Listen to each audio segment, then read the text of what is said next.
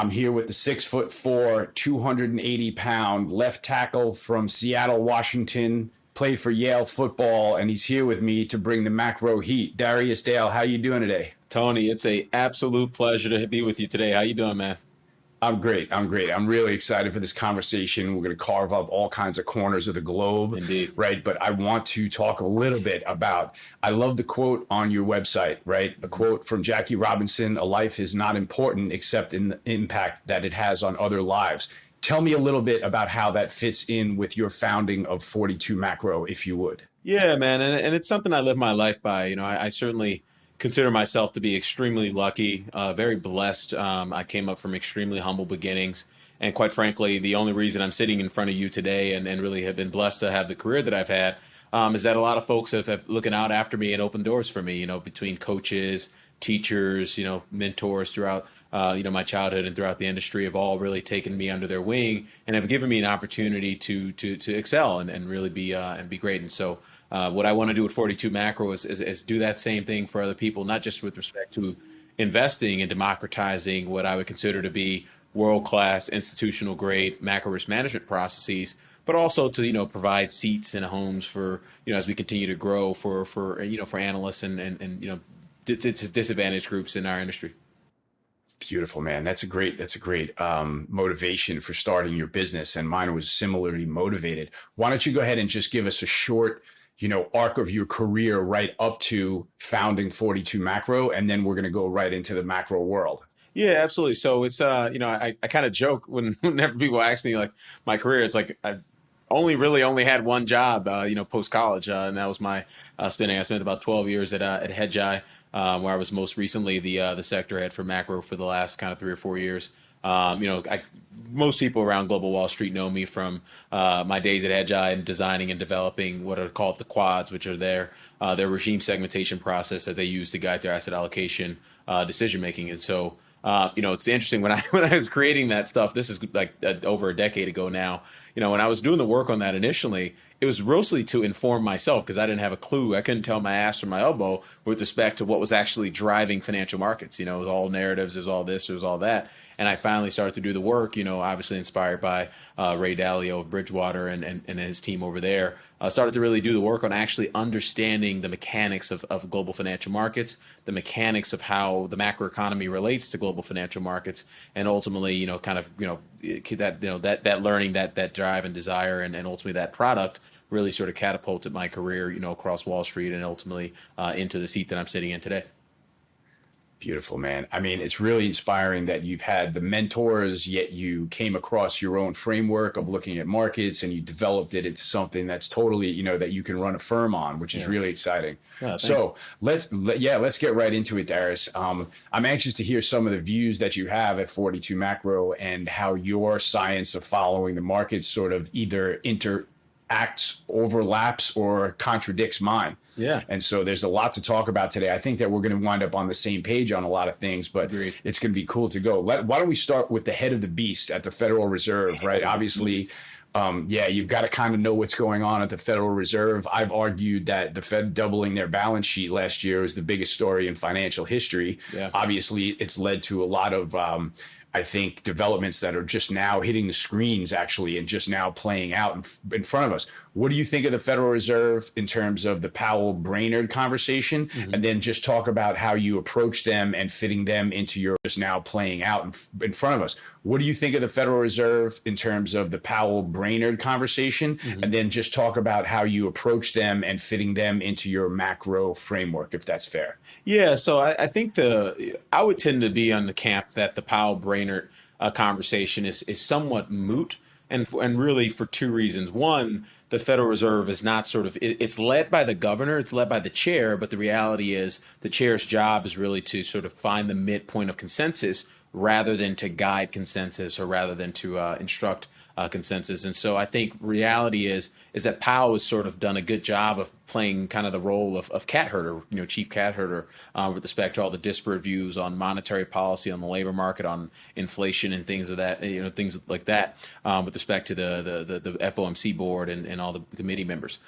Secondarily, Powell and Brainerd, in terms of their commentary and their views on inflation, their views on the labor market, and the kind of the disparate dynamics within the labor market, it doesn't strike me that they're going to have too big of a difference with respect to their own personal views on policy. Now, I will say this: Powell has gone from being one of the worst Fed chairs in terms of communication. Obviously, we had the stumble in late 2018, and then the forced pivot after the market crashed in January of 2019. To what I would argue is, man, he's fantastic in these interviews and kind of answering questions and being he's both honest, but he's also kind of he's really good at not answering the question in a very honest way, ironically. So, he's a master communicator, and I think it goes back to his days at having to pitch deals and get deals done at Carlyle. Obviously, he was a private equity guy prior to joining the Fed, and so I just don't know that Lyle Brainerd. It's not to say anything negative about her, but I just don't know that she has the experience. And clearly, she doesn't have the experience of sitting up there and really kind of being forced to answer some very tough questions. And the reason I bring that up is because if she gets, kind of reappointed for Powell's job, she's going to be walking into a Fed chair where you're talking about 5-handle on headline CPI. And that's just a very different scenario than what Powell walked into in terms of having to deal with the media scrutiny. That's a good point, Darius. Now, we've gone from clearly, we've seen Powell pivot from transitory to clearly acknowledging the commodity rally on the screens, the supply chain disruption, the, headline inflation now. How do you think the Fed reacts to this going forward? And do we need to be concerned about it derailing the equity market or, causing a dislocation in the bond market? Yeah, so there's two answers. One, I believe the probability of them accelerating tapering has gone up.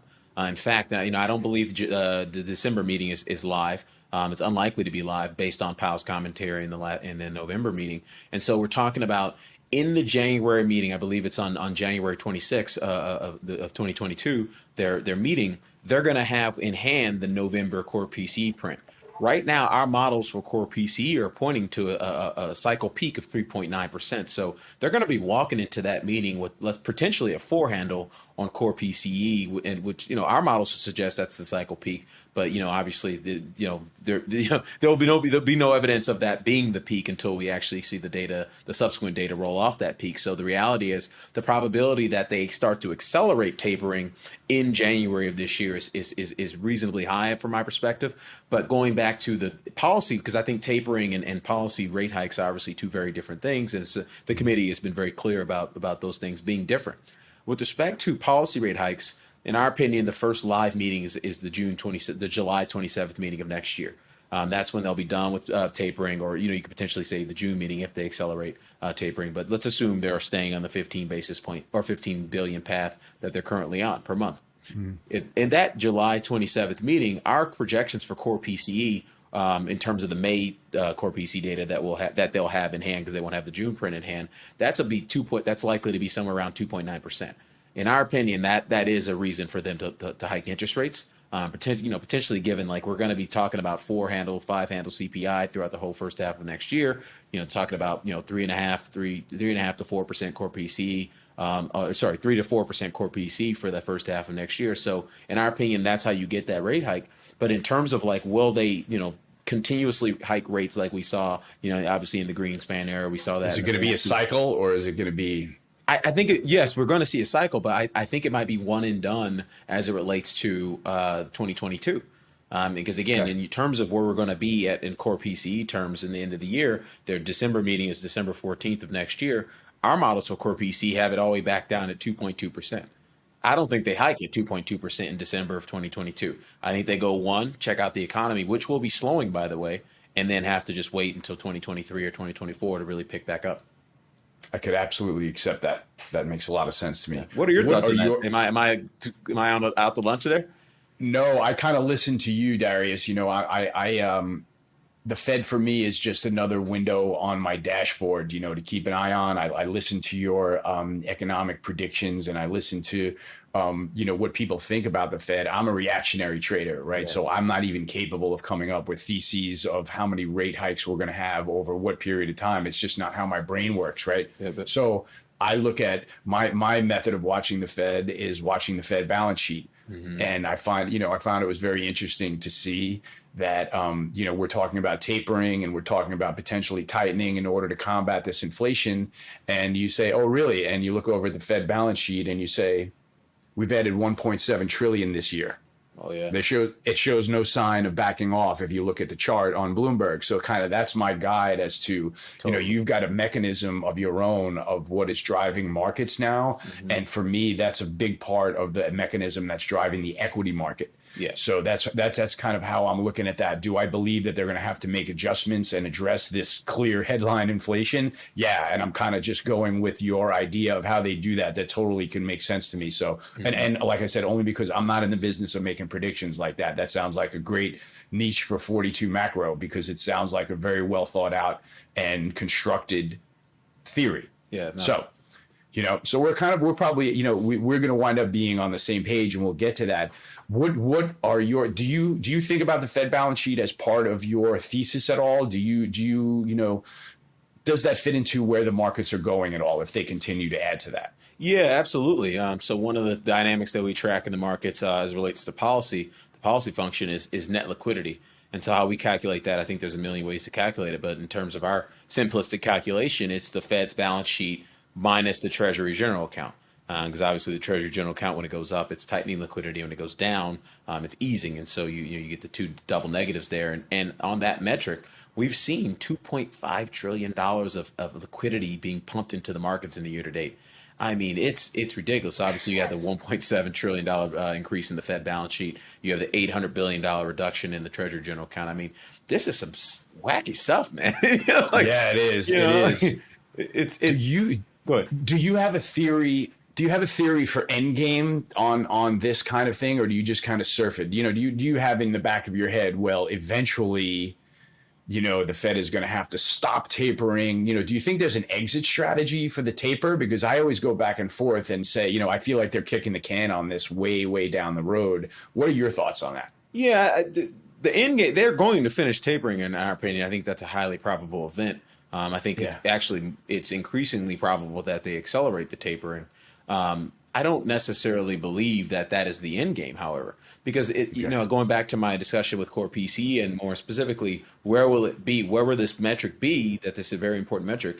Where will it be when they're actually, trying to make these decisions? And so you have to put yourself in the shoes of the Fed policymakers at these particular junctions, at these intervals. And the reality is we're going to be talking about an economy that's much slower in GDP terms. It's talking about an economy that's much less hot in inflation terms. And so the reality is they're going to be, there's going to be a contingency on the FOMC committee that says, hey, see, I told you so. It took us a little bit longer, but hey, I told you so. So what the hell are we doing about this Eurodollar curve that's pricing in 3 rate hikes in 2022?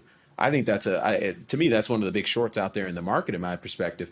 I think you can easily put on a 2-year receiver and take that down 50 basis points, because again, I just don't think we're going to have the same inflation and growth dynamics then when when it's time to make those decisions as we do now. Great point. I like that.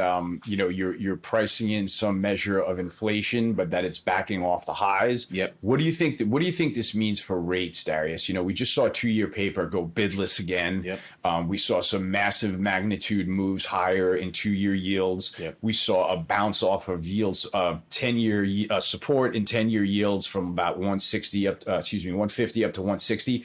Would you have a bias on rates here? I mean, it doesn't sound like you're expecting rates to go that much higher if you think inflation cools off, but I don't want to put words in your mouth. No, that's a very appropriate characterization. We're long bonds. Okay. Yeah, absolutely. So we, I try not to make, nothing we do is easy, as you're bolted to the chair like I am every day.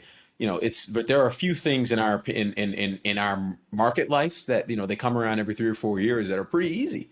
Whenever you're at the peak of the sine curve for growth and or inflation, there's some very obvious asset allocation pivots you need to make. You need to go high grade your quality in terms of your credit exposure. You need to sort of high grade your cap size, your capitalization with respect to your equity exposure. And you obviously need to start pivoting back into bonds in lieu of riskier assets, in lieu of commodities, in lieu of riskier equities, in lieu of things of that nature. And oh, by the way, buy the dollar, buy gold.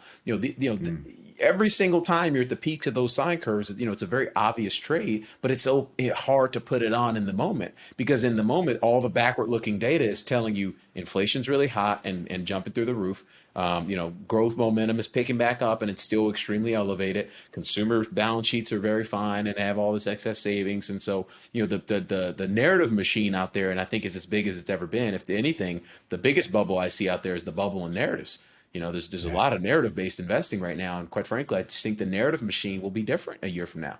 It'll be different 6 months from now. We can put probabilities around that. We forecast the economy from the perspective of regime segmentation. Goldilocks is when growth's accelerating and inflation's decelerating.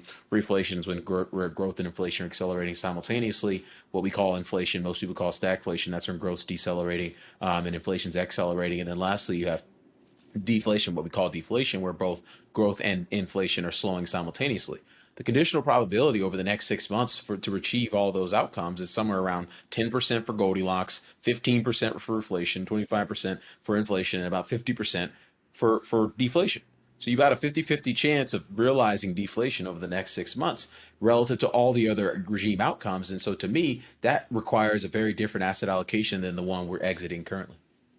Brilliant. I love that. That whole explanation that you went to made me understand the 4 quadrants as you guys refer to them. And that's very helpful to understand your framework. Thank you. My question to you, Darius, and I want to push back a little bit on your view, because I see the commodity markets getting quite buoyant. They are. I see the curves tightening up.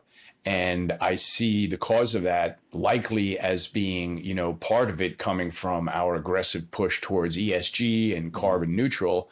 And what I worry about on the inflation side is that our cure for high prices has always been high prices in commodities. And what does that mean? That means when prices get high, you turn to the producers and they start putting out product for the better price, and next thing you know, demand is satiated and the price can go back down. Totally. What my concern is that we're sort of still attacking supply as policy, right? In the energy world, you can make a case that we're kind of attacking supply in a couple of different places in the energy world, but that can hurt base metal markets if energy prices go higher, right? And then I'm considering that 30% of grain prices is energy prices. And if I'm bullish energy, it's hard for me to not be bullish grains. And if energy and grains are going to go up, then we've got an inflationary flywheel going. And I would imagine that base metals and precious metals can rally with that too. I think that's the risk to your trade. How do you look at that? Yeah, no, I think it's very much a risk. And again, right now, if you look at over the next 3 months, those probabilities are overwhelmingly in favor of inflation, the stagflation regime. And so right now, I think it's around 58 or 60% over the next 3 months, and then it eventually transitions to deflation. So right now, that stagflation regime is the dominant, economic regime right now. I do believe you could see a bounce in the data for, we're already getting the bounce in the data that we called for back in August, particularly in the months of October and November. But I think that's a sideshow at this point now. With respect to inflation and where it's likely to be in the context of incremental commodity market appreciation, I think we sort of have to take it, because I don't disagree with you. I think that is the big risk. But the one thing I will say about that is that, let's take it back to the fundamentals, the basics. Like, what is inflation? Inflation is a percentage change statistic. You're talking about percentage change statistic. You need to understand the dynamics in the base rate, in the comparative base, and then you need to understand the dynamics in the sequential momentum. We all know the comparative base is moving higher over time, right? We've just seen some of the most aggressive inflation statistics, we've seen aggressive inflation deltas that we've seen in most of our careers. And so the comparative base is going to be, moving higher over the balance of next year. And so what we're talking about is, can the sequential momentum over the next few months and the next few quarters keep pace with the change in the comparative base? Because the only way inflation stays high at these current levels is if that occurs. And I'm not sure that occurs. And the reason I say I'm not sure that occurs, because we had 2 things that were very one-time-ish in terms of perpetuating a lot of the sequential momentum that's gotten the comparative base to where it is now.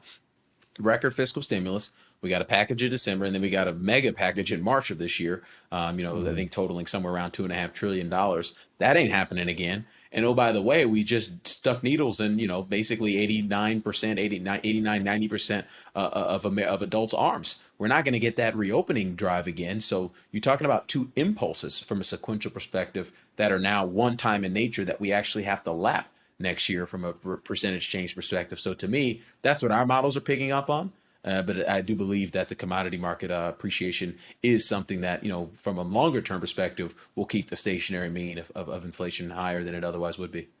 Man, that's really, really well explained. I really appreciate that. And I like that you bring in the fact that we're not going to have that everyone's vaccinated, let's reopen Yeah. impulse again. There may be a couple of drivers of the economy in a couple of other places, but I'd agree that that's a big one. And that one is in the rearview mirror. So I need to consider that more seriously myself. Totally. Let's talk, while we're talking about inflation, Darius, tell me where you fall out on the dollar and gold. And let's just talk about them in a similar conversation, if that's okay. Yeah, absolutely. So we've been long the dollar in the 42 macro portfolio construction since the early part of June.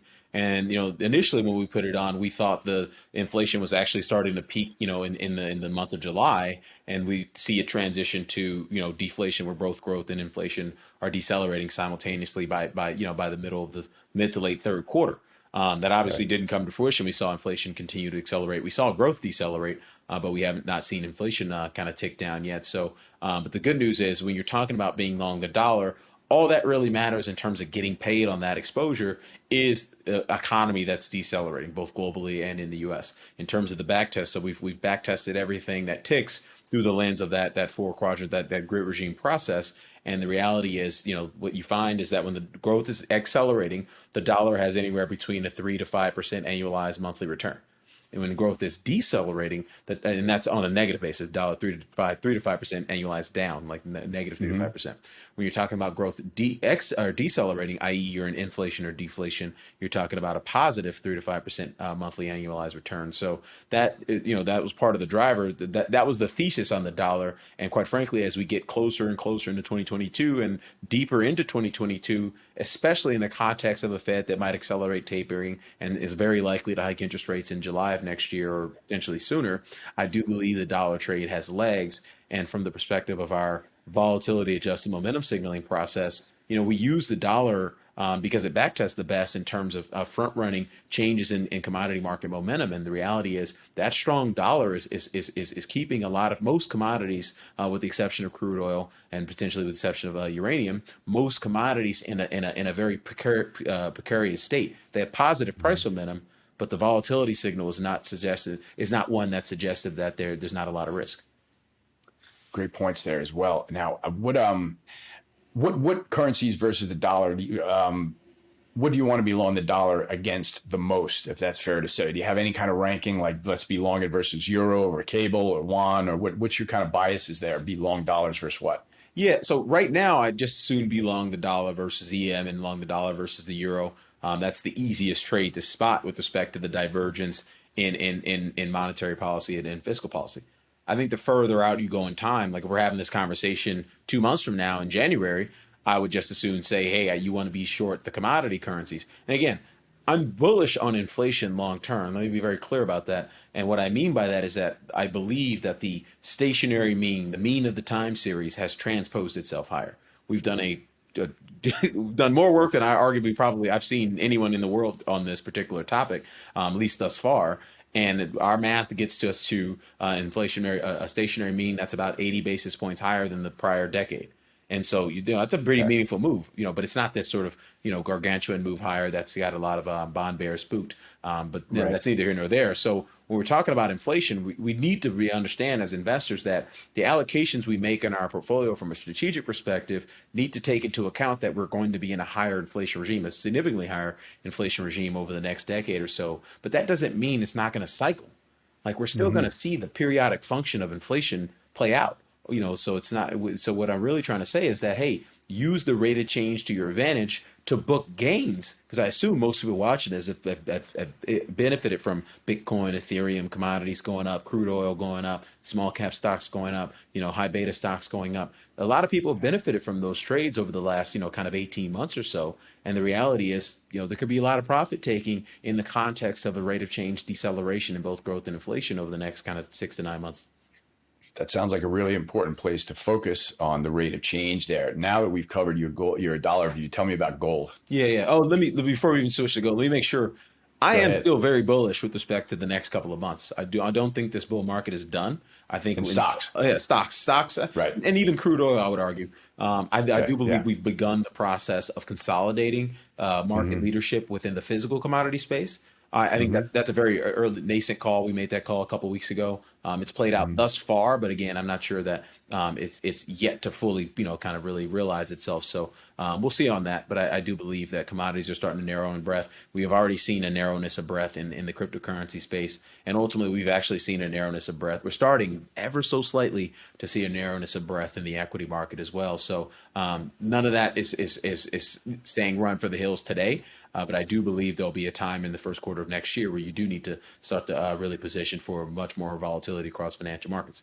Going back to gold, Yeah. just bought gold a couple months ago or a couple weeks ago in the 42 macro portfolio construction. Got lucky. Sometimes you get lucky, sometimes you don't. Got That's lucky fine. about that big move up. The reality is, I think it's the same trade as the dollar. And in fact, when you construct the back test like we do, we're looking at volatility covariance relative to annualized expected returns and percent positive ratios, and we help the clients visualize those dynamics really well at 42 macro. And when you look at the currency market back test, the dollar is basically the same trade as gold here. And so people cool their hair out or grow gray hairs and and do all sorts of things when they see the dollar and gold going up. But there's plenty of market history to suggest that those two things can coexist: dollar appreciation Yeah. and gold appreciation. I agree that being bullish the dollar is not a necessarily reason to be bearish gold. I mean, in 30 years of trading gold, I've seen it go every direction when the dollar is going up and down. Totally. So I'm interested to see what happens on this particular breakout in gold, because I feel like it is, the boy who cried wolf, right? Like gold breaking up through 1800 is Oh like an my evergreen tweet for me, right? Like it goes up through 1800. Have you acknowledged or do you have any view, or have you do you join us in noticing that there are morning sellers of gold that are oftentimes unexplainable? Do you notice any kind of dynamic like that, Darius, or does that get too conspiracy theory for you? And I can accept that too. Let's go down. Let's go down this rabbit hole. Yeah, a little bit, right? I think global central banks are dumping gold on the market. Do you? There's no way I can prove that. I'll never be able to prove that. But if you look at the performance of all these different inflation hedges, and I'm not saying gold is an inflation hedge, it's both an inflation hedge and a deflation hedge. That's what people forget about gold. Gold goes up in stagflation a lot, gold goes up in deflation a lot. And so, that's the thing about gold. But anyway, it is so disconnected from everything else that would tell you that this dynamic, this particular asset, which, oh, by the way, has historically been very inversely correlated to real interest rates, which are plummeting to new lows right now. Right, You know right, what I right, mean? right. Like Right. this asset should be much higher. I mean, you can do a very, Yeah. easy, like very basic linear regression model. Like I'm talking like ninth grade stuff, and figure out that gold should probably be somewhere around $2,200 right now. And so, Great. to me, I think it's central bankers dumping gold on the market because they don't want I think they don't want people to get spooked at what they're doing with respect to, inflation expectations, because they know America doesn't wake up and look at break evens, and, most people Right. don't have any exposure to crypto, so they don't know what's going on in the cryptocurrency market besides their kids talking about it or something like that. But I think if we saw gold go up, 25, 30% this year, I think that would be a much, much bigger story, and you'd see a lot more angst amongst consumers and businesses around the inflation front. So you can be okay with the fact thinking that, and I'm saying that this is a totally viable theory, because I think it's something along the lines as well, that central banks would rather not have that sort of international global market beacon of inflation flying away in their face, Totally. while they're both monetizing debt, Totally. adding to the balance sheet, everything like that. So that's interesting. I appreciate that you look at it like that. A lot of people will just be like, no, there's no conspiracy theory around here. Gold just trades like it trades. And I can draw circles around the times when there's somebody out there that are just unloading it into the market indiscriminately. And so, right. And you can tell it's very clear that it's being done like, okay, we have this pile of gold here, get rid of it. Whether it's in paper form, gold form, it is being spilled. So as a trader, for me, because I don't like being paranoid and looking over my shoulder, I can't be long gold with that kind of a dynamic. I just don't want to fight those guys. And so that's how I've been playing it. And not that that's the right way or not. That's just my personal preference. Yeah.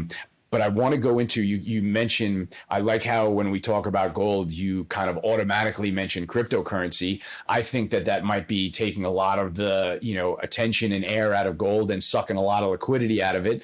What are your thoughts on cryptocurrency? You can start anywhere you want. Yeah, well, so extremely bullish, have been extremely bullish since last Yeah. October.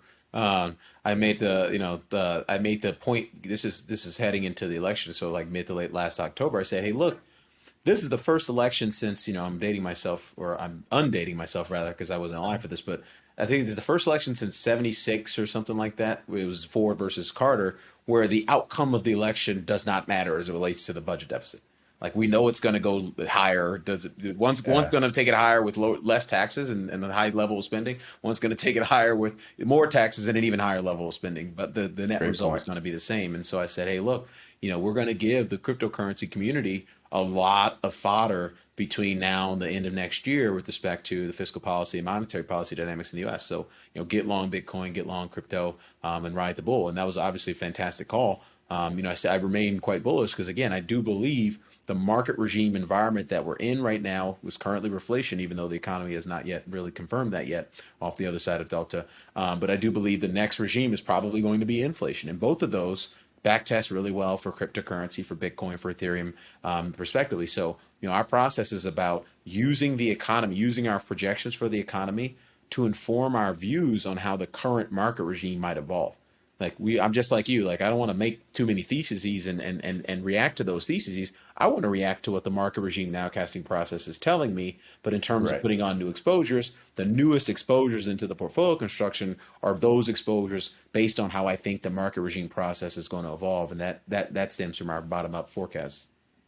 Okay, so how are we actually playing cryptocurrency? Are we buying Bitcoin? Are we buying Ethereum? Are we buying both? Are we buying some altcoins? Are we buying NFTs? Are we buying Bido? Are we buying Coinbase? What's your sense? Because I think I've begun developing a little bit of a portfolio of a little bit of everything, right? A little bit of everything so that I can sleep at night, and sort of having portfolio exposure across the blockchain because I don't know what direction it's going. What are yours and or 42 Macro's thoughts, if there's any difference in between them? Yeah, no, that's a great question. I think that was what you just described in terms of broadening out your bets and expecting a broad participation of upside is something that I would have bet on probably a year ago at this time. Not probably, would have. We made a very historic call going into November of last year saying, hey, I think this is going to be one of the most historic reflation trades we've ever seen, because you have 5 things about to happen that almost never happen together: accelerating growth, accelerating inflation, accelerating corporate profits, accelerating increasingly aggressive monetary policy, and increasingly aggressive fiscal policy. Like, there's been like 10 quarters since 1960 where those, in terms of how we quantified that, where that actually happened. And we basically got like 2 or 3 of those quarters in a row, from that point forward. And so that, that to me was like, that was the time to just go buy literally anything that set coin, just go buy anything that set coin. And really the reality is, I do believe we lost that market environment, or not, I do believe our market regime nowcasting process said that environment ended in early June and is not returned. And the reason, in my opinion, it's not returned is because we don't have those 5 things happening right now. At best, we have a few of them. Inflation is still accelerating. Growth might bounce for a couple of months. Obviously, monetary policy continues to be very aggressive, but you no longer have the record fiscal easing, and you certainly don't have corporate profits accelerating either. So, in terms of our willingness to bet on increasing breadth, it's much lower now than it was a year ago. I would just as soon consolidate my exposure, and this is something we've been doing as well, which is consolidating our exposures into liquid vehicles like Bitcoin and Ethereum, and out of the less liquid altcoins. I think there's going to be a lot of, when that market really finally turns, there's going to be a lot of people who finally understand what bid ask mean. You're not going to get your money out. Like, you're just That's not. Right. All these unrealized gains, everybody's high-fiving each other, and they're in bungalow in California, they're down in lower West Village in New York City, all high-fiving each other in the bathroom. And guess what? That money does not exist until you actually remove it from your account. This is exactly. I mean, you nailed it. This is, to me, the a little bit of the point that rhymes with the .com bubble. Yeah. Right. It's a little bit. I've got a lot of guys showing me the NFTs they just bought, and they're up in price. And a couple of artist friends of mine have just gotten on the tape selling NFTs, where it sounds like it may be the beginning of a a move, at the beginning of a bigger movement into Bitcoin, it certainly feels like something that we can dynamically trade and say, well, at this point, I'd rather part with some of this stuff, Yeah. And so it's fitting its way into the macro landscape. Would you agree? Yeah, no, I think it's very much part of the macro landscape. I think you're doing yourself a disservice as an investor to not have some education on crypto at the bare minimum, but I would argue some exposure to crypto as well. I mean, you go back to the 1970s, right? And again, I'm not saying this is the 1970s. I'm very clear and very specific about what we, in terms of where we think inflation is likely to average over the next decade based on our secular inflation model. You guys can subscribe and come check that out if you want to look at it. But going back to the 1970s, if in a very inflationary regime, what we saw is that the development of alternative asset classes. So you had CPI double in the 70s. The S&P 500 was up only 17%. In 10 years, it was up 17% in 10 years. If you actually index it to the end of 1968, it was actually flat. But guess what? Crude oil was up 14x in 1970s. Gold was up 15x in the 1970s. And quite frankly, I do believe this next decade is going to resemble that in asset class performance terms, in terms of, alternative asset classes likely demonstrably outperforming stocks and bonds. Really, really interesting, Darius. When you talk about, I want to kind of pin you down a little bit and see. I mean, you've stated very clearly that you guys are long bonds, you're long the dollar, you're long stocks, you're long oil, long gold. I mean, what are we short out there against this stuff? Because if we're in, I could see that I've been in this position, and when I look up at my view matrix, which is where I keep my positions, and I say when everything is on the long side of the view matrix and I have nothing on the short side, I'm usually asking for trouble. Do you think that there's something that you should be short in this market against some of the things that we said to be long: bonds, dollar, stocks, oil, Bitcoin, gold? Is that not part of your bread and butter? Are you generally a long only investor? And that's totally acceptable as well, because that's how a lot of people invest. What's your kind of spin on that, if you may? Yeah, so I'll answer that question in two ways. The first is in terms of the decision-making process that we just made in our portfolio construction. What have we just sold? What are we booking gains on or small losses in? We sold down a lot of our physical commodity exposure. We sold gasoline, we sold Brent crude oil, we sold natural gas, we sold uranium, and then in the equity and credit space, we sold high yield credit. And so what we're effectively trying to do is say, hey, I don't think the bull market is over.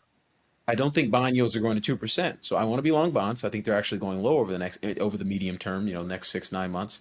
Bond yields, bond prices are going higher. So that's a good buy at this particular interval.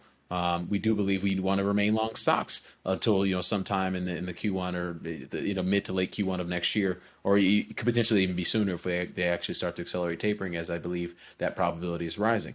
And so the reality is, if you want to remain long a bubble, but you're very cognizant and aware of where you are in the sine curve of growth and inflation, i.e. being at the peaks of those sine curves, what you want to be doing is high grading your exposure. So buying mega cap over small cap. You want to be incrementally allocating to low beta in lieu of high beta. You certainly don't want to be long anything value relative to anything growth. And so those are the three obvious pivots to make. Within the credit market, you want to start to sell your credit exposures and actually rotate back into fixed income, back into the bond market. There's things like emerging market dollar debt. It tends to do well in these types of environments relative to something like a convert or a BDC or things like that. So we've begun the process at 42 Macro to start pivoting incrementally defensively, but we're not positioned bearishly, and I hope everyone can understand that. We're positioned for markets to continue to higher, but we're positioned for them to continue higher in a manner that's different from the way that markets behaved in the first half of the year.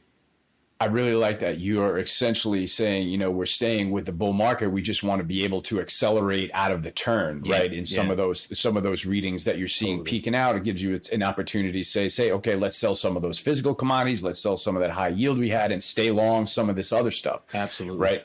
My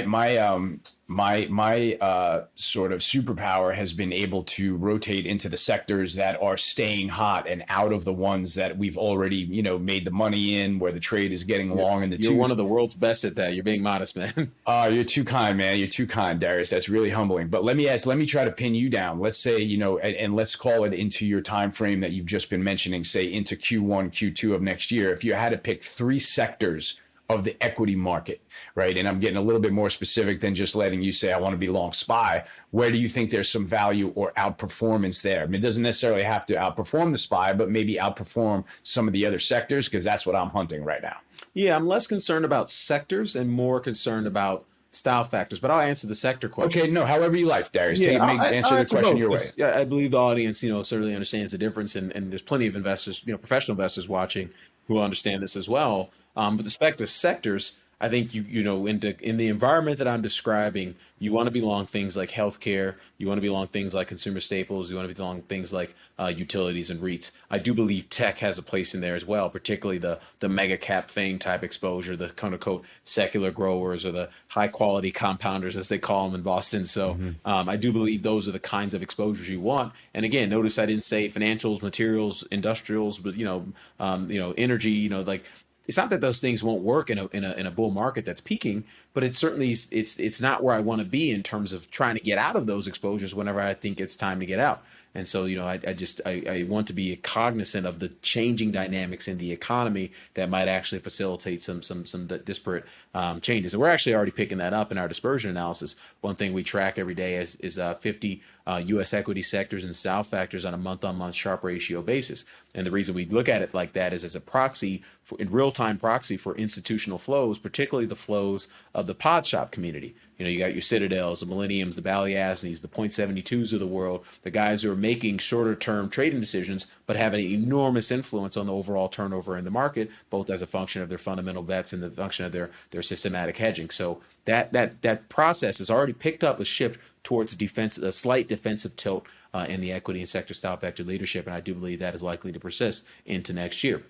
But with respect to style factor specifically, again, I think it's low beta over high beta.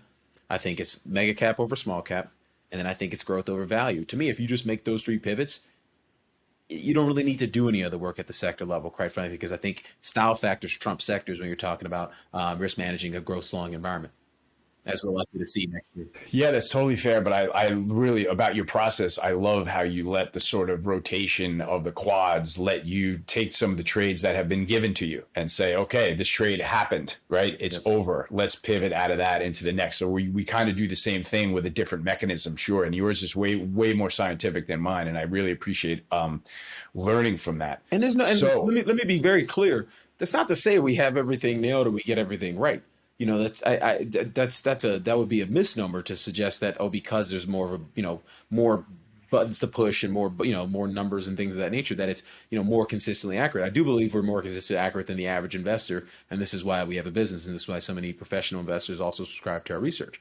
I think the reason for what we're doing is that I don't have the ability to read a bunch of stuff and kind of figure out where the market is going. I have to, just based on how my brain is wired, I have to systematically bean count changes in numbers in order to spot changes in inflections and trends in markets. That's how I have to do it. I can't figure out another way to do it. I tried it early in my career and clearly wasn't smart enough to do that. So I said, hey, let me find a way to make this more systematized so I can make sense of it all. And that's what we really do. We help professional investors make sense of it all, portfolio managers, CIOs. We help retail investors and RAs make sense of it all through the lens of the grids, our grid regime process. Yeah, it's a very humble approach, but I like the way you look at it as it's a very, very valuable tool, and it's good because it gives you guidance, it gives you something to lean on, and where you're sort of counting the economic beans and inflationary beans, I'm looking at performance, and I'm obsessing over that in terms of and overlaying technicals in terms of where to be. So I just really like how your quadrants rotate, and it kind of takes you out of certain trades, puts you into the next one. And you're really just managing a portfolio the whole way, right? Like you're saying, this seems to us, if you had to give, I want to give one last note on sort of weightings, right? It's hard to, everybody thinks about the 60-40 bond portfolio, things like that. Where should we be now in terms of thinking of weighting positions between, just between asset classes? You can call it, between equities, bonds, commodities, and FX if you want, or you can throw in cryptocurrency. Just like, how would you weight something out of a basis of $100 or 100%? Do you have thoughts on that or not? Yeah, so that's a great question. So we really, that's one of our bread and butter products, is really helping investors understand portfolio weightings. We start at the regime level.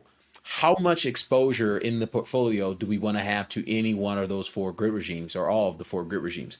And right now we sort of entered Q4 in a very balanced economic environment, and so we had a very balanced portfolio with respect to those four grid regimes: Goldilocks, reflation, inflation, and deflation. As we've moved it through Q4, as we, it's kind of mid to late Q4, or certainly mid to late November here, it's become increasingly obvious to our bottom up process that the probability of realizing reflation is actually getting smaller and narrower. And certainly the probability of realizing Goldilocks in Q4 is actually basically zero. And so we've actually tilted into more inflation. So right now we have a 40% allocation to the inflation plays in our portfolio construction. We have a 24% allocation to reflation plays right now, a 0% allocation to Goldilocks, a 20% allocation to deflation, which is mostly bonds, and mostly bonds and gold, and the dollar, and then lastly, a 12% cash allocation, because we do have some extremely high beta exposures on the crypto side in the reflation and inflation parts of the playbook.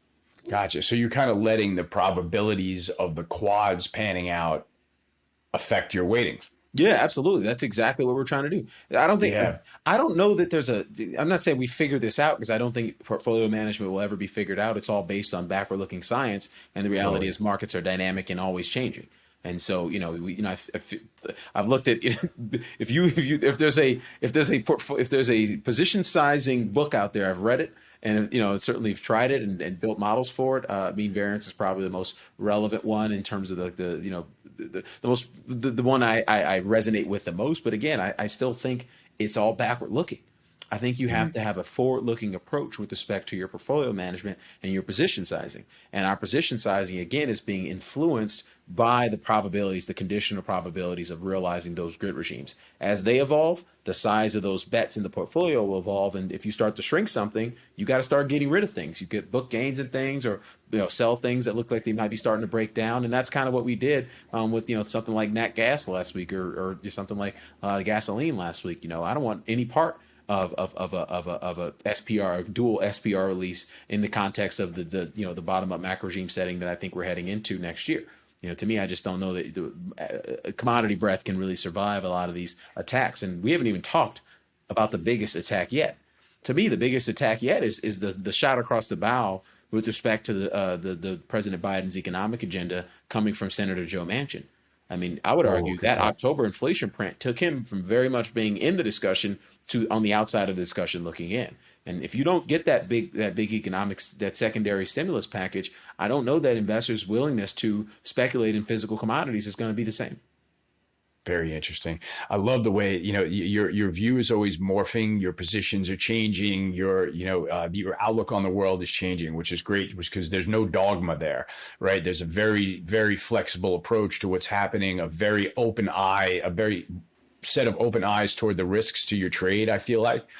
And so I feel like you're onto a pretty spectacular product, and I'd be really anxious to learn more about it. And I will, as we get to know each other. Yeah, thank you. Of course. On that point, I had one of the top risk managers on Wall Street, works at one of the biggest credit funds, one of the best performing credit funds. Tell me, he said, of all the people that he sort of meets with and reads their research of all the people that are not dogmatic, so i.e. not a perma bull or a perma bear, because those people have places in time as well. Of all people that actually change their mind, he said, you have the smallest Bayes factor of anybody I've talked to, which means like your Bayes factor is the ratio between your Bayesian prior and your Bayesian posterior. So like the amount of the everything I say from day to day to day is being very finely calibrated based on incremental information. There's no big gap between, I said this yesterday and a week later I said that. And the reason there's never any big gaps, because every single day we're updating the exact same models, looking at the world the exact same way with the exact same frameworks, and we can spot changes a lot better doing it that way. Right. So what's cool about your process is that your mind is open every day to these views changing, to taking trades off the table, to putting new money to work in a different sector because something just came out, incrementally changes the rate of change that you're anticipating, moves something over or moves probability into another quadrant, and you go ahead and act. And I think that free thinking is going to be one of the keys to your success over the years, because